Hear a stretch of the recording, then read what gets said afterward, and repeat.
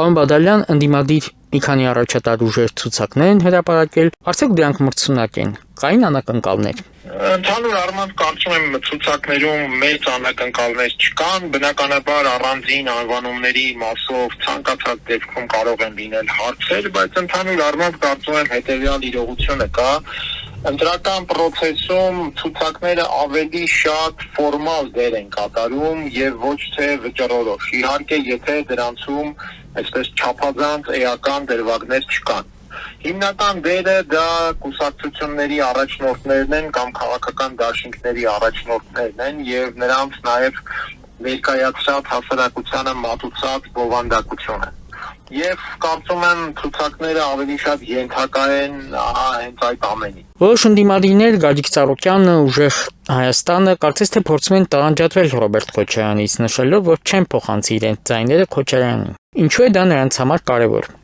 Երկու հանգամանք, նախ ակնհայտ է, որ Ռոբերտ Քոչարյանը ունենալով իհարկե իր որոշակի կայուն էլեկտորատը, կայուն եւ իհարկե ոչ քիչ էլեկտորատը, այդուհանդերձ ունի նաեւ բավականին շոշափելի, այսպես ասած, բացասական վարկանիշ։ Եվ հետեւաբար այստեղ առնչություն ունենալ այդ բացասական վարկանիշին հայտնվել դրա, այսպես ասենք, ազդեցության գոտում որևէ ուժ չի ցանկանում։ Անկախ նրանից, կրկնեմ, Ռոբերտ Քոչարյանի համար դրական վարկանիշն է ավելի մեծ, թե բացասական, որովհետև ամեն դեպքում այդ բացասական վարկանիշը կա, կրկնեմ, անկախ ավելի շատ է դրականից թե ոչ։ Եվ որևէ մեկը չի ուզում այդ բացասական վարկանիշի, այսպես ասած, ազդեցության գոտում հայտնվել։ Եվ մյուս հանգամանքն այն է, որ իշխանությունն էլ մենք տեսնում ենք, փորձում է օգտագործել այդ բացասական վարկանիշը եւ դրան կապել ցանկացած այլ ընդդիմադիր ուժի, նպատակ ունենալով այստեղ առաջացնել խնդիրներ եւ բնականաբար որևէ ուժ չի ցանկանում այդ իմաստով արդարացնել իշխանության հաշվարկները։ Պրոռուսական ուժերի մասին Պուտինի խոսակցությունը Փաշինյանի հետ օգնում թե վնասում է այդ ուժերին։ Նախ արձանագրենք, որ Պուտինը օգտագործեց Ռուսաստանի բարեկամ ուժեր ձևակերպումը եւ ոչ թե ռուսամետ ուժեր ձևակերպումը։ Երկրորդը այստեղ իսկապես հարաբերական է, որովհետեւ մի կողմից Պուտինը կարծես թե Փաշինյանին հորդորեց չարգելափակել նրանց մասնակցությունը ընտրությանը, մյուս կողմից սակայն փաստորեն ջուր լցրեց Փաշինյանի ջրաղացին, քանի որ գիտենք Նիկոլ Փաշինյանը փորձում է այդ ուժերը ներկայացնել որպես Ռուսաստանի ենթակայության տակ գործող եւ ինքնիշխանության դեմ հանդես եկող ուժեր։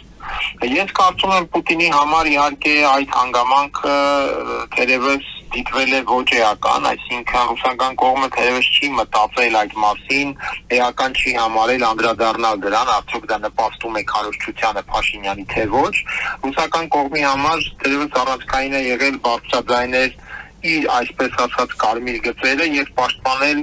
իր հետաքրքրություններն ու շահերը Հայաստանի ներքաղաքական process-ում, առավել եւս եւ հատկապես նկատի ունենալով այն, որ մյուս աշխարհաքաղաքական շահագրգիռ դերակատարները շատ ավելի վաղ բացահայտորեն ներկայացրել են իրենց շահագրգռությունը եւ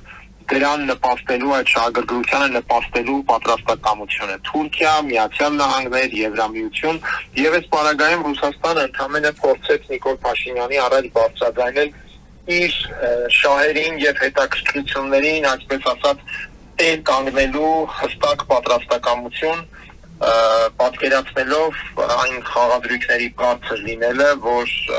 արտաքին առումով կա հայաստանյան նախընտրական process-ի շուրջ։ Փաշինյանը հայտարարեց, թե Սամվել Կարապետյանը դրսերում որոշ մարդկանց ինչ-որ բաներ է խոսք տվել, որոնք չի կարողանա կատարել, ու նրանց ունեցվածքը ձեռքից կխլեն։ Այս հայտարարությունն ինչպես կգնահատեք։